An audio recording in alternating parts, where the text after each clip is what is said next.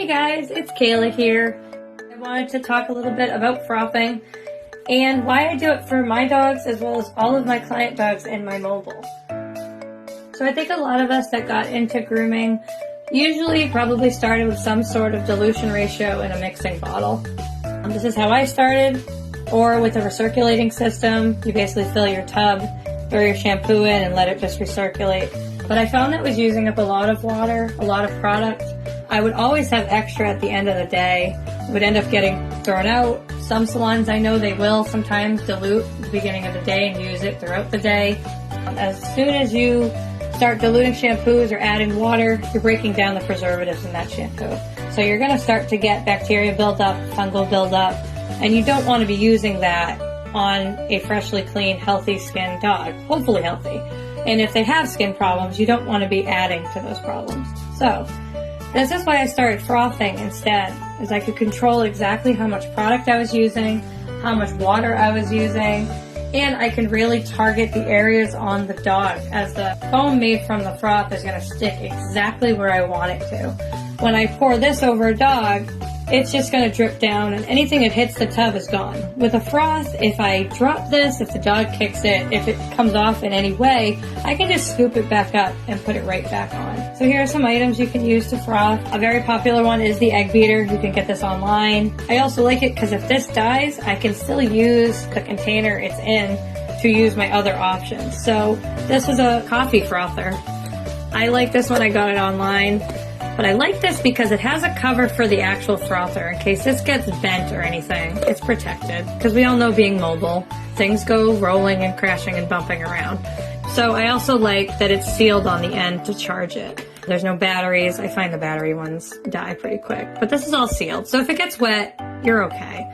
And then lastly, your typical good old whisk. This will work. It's a little more manual. I do find the faster you can have something spin, the better froth you're actually going to get. The more bubbles, the more it'll stick and cling a little bit better. I found with this, although I did get some suds, it's not ideal. This would probably be my second favorite. Honestly, this is my go-to. With all Ives San Bernard products, it is a 3-to-1 ratio. So it's 3 parts water to 1 part product. So for me, for Aria, I'll be using 1 teaspoon of the shampoo to 1 tablespoon of water. So that little bit of shampoo and a little bit of water, maybe this much product.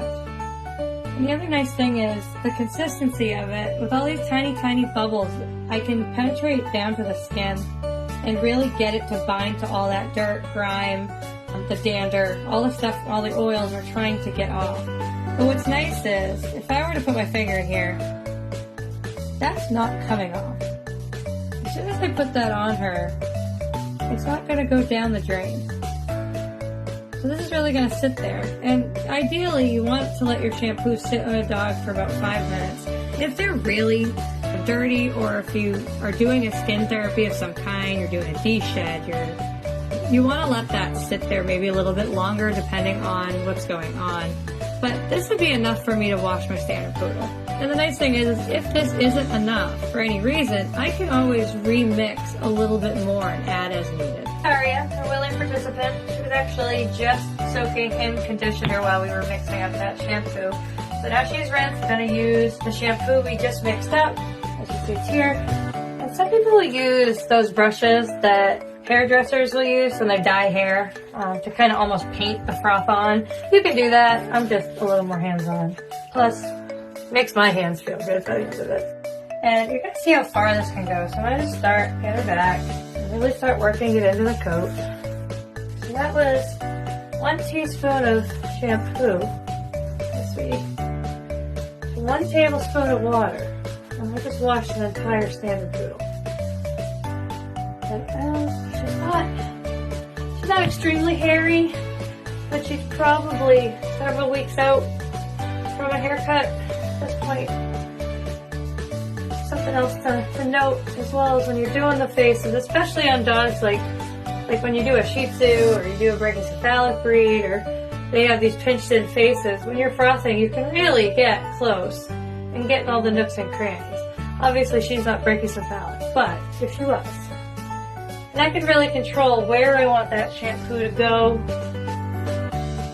how much I want to use where, and I know I'm getting an even distribution of it everywhere. Alright, we're going to let that sit for about 5 minutes, and while I am letting her marinate, I'm going to get our conditioner ready to go.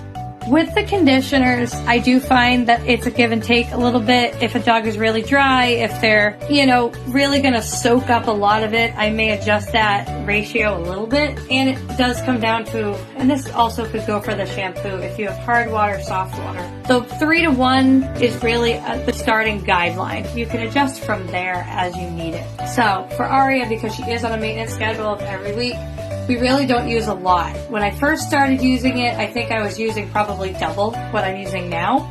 But now that her coat isn't so starved for moisture, humidity, to be able to get that nourishment, it's not absorbing as much. So I can basically dial it way down to almost next to nothing. It's just a quarter of a teaspoon, which is not a lot.